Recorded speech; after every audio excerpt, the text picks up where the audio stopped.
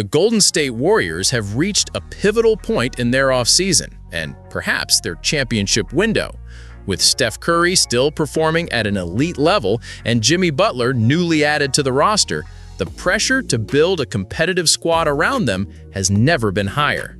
But so far, the Warriors have been eerily quiet. No blockbuster trades, no impactful free agent signings, just silence.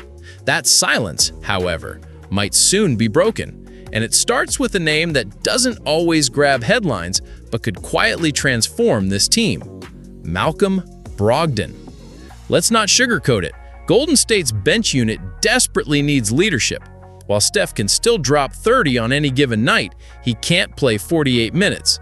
The Warriors are lacking a steady, playmaking guard who can control tempo when Curry sits. That's where Brogdon comes in.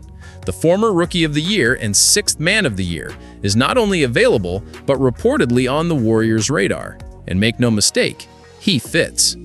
Brogdon is a seasoned pro with playoff experience, known for his poise, intelligent shot selection, and ability to run an offense without needing the ball constantly. Even on a struggling Wizards team last season, he quietly averaged 12.7 points, 4.1 assists, and 3.8 rebounds per game. But those stats don't tell the full story. His leadership, unselfishness, and calming presence are exactly what the second unit of Golden State has been missing. According to NBA insider Brett Siegel, the Warriors are seriously considering Brogdon, especially if he can be acquired on a minimum or mid-level contract. Considering Golden State's limited cap flexibility, finding high IQ veterans who can contribute at a bargain is the name of the game, and Brogdon checks every box. He's still effective, battle-tested, and, most importantly, available. Now, some may wonder, why hasn't Brogdon been signed yet? The answer is timing, and perhaps hesitation from contending teams who are waiting to see how the rest of the free agency dominoes fall. But this hesitation could be the Warriors' opportunity. They don't need Brogdon to be a savior. They need him to be a stabilizer. Someone who can organize the offense when the stars rest and bring a veteran's calm to a sometimes chaotic second unit. It's also worth noting that Brogdon is comfortable playing both on and off the ball. That versatility is vital in Steve Kerr's system, where ball movement, spacing, and decision-making are paramount. In fact, Brogdon's basketball IQ could make him a seamless fit next to Curry or even Butler in stretches. Think about how valuable that is, especially in playoff games where matchups and rotations get tighter. With Kevon Looney now gone to the Pelicans, the Warriors can't afford to let more leadership slip away.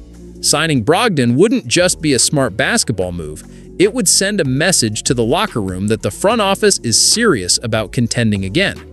It's the kind of move that doesn't dominate headlines, but wins playoff games in May and June.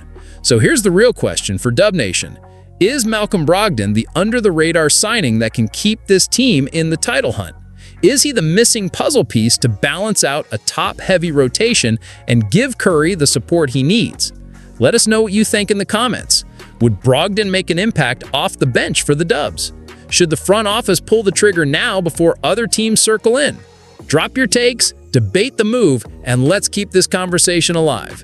Stay tuned, because if the Warriors want to raise another banner, quiet moves like this might be exactly what it takes. As the Golden State Warriors look to reshape their roster for one last championship run, one name keeps getting brought up. Not for what he's done wrong, but for what he's yet to become.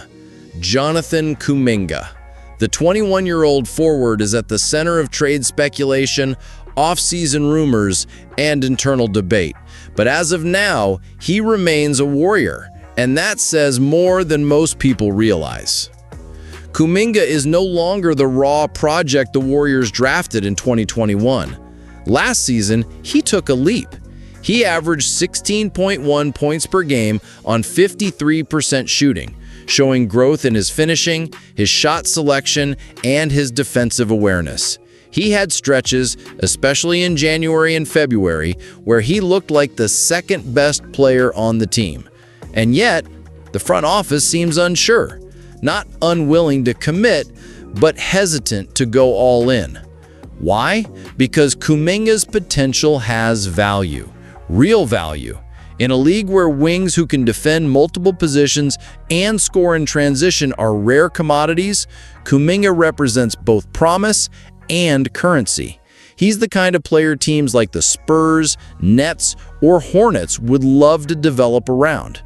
But for the Warriors, it's not about development anymore. It's about winning now.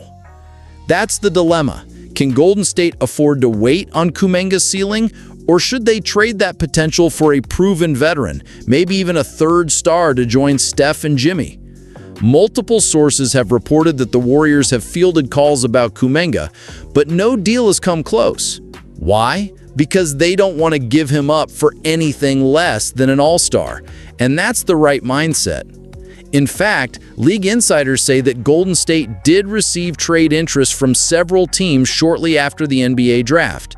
But one by one, those offers were rejected, not because the Warriors aren't willing to deal Kuminga, but because they recognize his value. This is a front office that has learned from past mistakes. They saw what happened with James Wiseman. They know the price of moving off a young talent too early, and they aren't about to repeat that mistake with JK.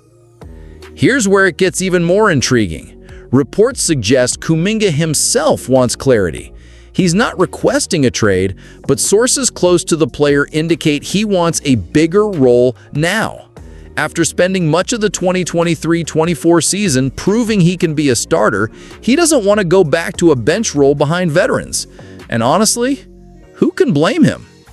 Steve Kerr has praised Kuminga publicly, calling him an incredible two-way talent and emphasizing his improvement as a professional. Yet minutes were still inconsistent, especially in crunch time. If the Warriors want to keep him, they need to give him a defined role, because if they don't, he becomes a trade asset by default. But maybe that's the strategy. Maybe the Warriors are holding on to Kuminga until the right opportunity emerges, one that brings back a player who can push them over the top, a name like Lauri Markkanen, or maybe a mid-season move if another contender implodes. Either way, Kuminga's presence is both a blessing and a ticking clock. Let's not forget, the Warriors already lost Moses Moody to free agency, and Klay Thompson is now in Dallas. The young core is disappearing, piece by piece. If Kuminga is the last one standing, he either needs to be empowered or turned into something greater. There's no more middle ground. And with Steph not getting younger, the time for half measures is over. So, now we ask you, Dub Nation, should the Warriors bet on Kuminga's breakout and make him a permanent starter? Or is this the time to trade him while his value is sky high and bring in someone who helps right now? Drop your thoughts in the comments. Is Kuminga untouchable, or is he just one big offer away from being part of another team's future? Should the Warriors prioritize potential or proven production? The front office has a decision to make, and this one could define the next 5 years of Warriors basketball. As the offseason unfolds and the Warriors weigh every move with precision, one name has quietly emerged as a possible game changer: Al Horford. At 38 years old, he's not the flashiest name on the board, but in the right system, on the right team, Horford could be the perfect missing piece. And Golden State might just be the team that brings the best out of him one last time. Let's be clear, this isn't about a long-term project. This is about the now.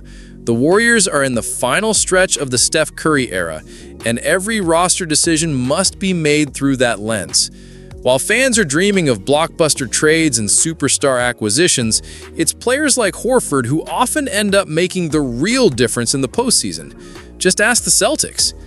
Horford's impact in Boston was never about stats. It was about stability, leadership, communication, defensive IQ, floor spacing. He was the glue guy in a locker room full of egos, the anchor of a defense that shut down elite offenses, and a clutch shooter who never shied away from big moments. That kind of veteran presence is rare, and exactly what the Warriors could use next to Draymond Green in the front court. Now imagine this: Al Horford stretching the floor alongside Steph Curry. Imagine the pick and pop action. Imagine his calm presence helping Jonathan Kuminga, Trace Jackson-Davis, and even Brandon Podziemski grow on the fly.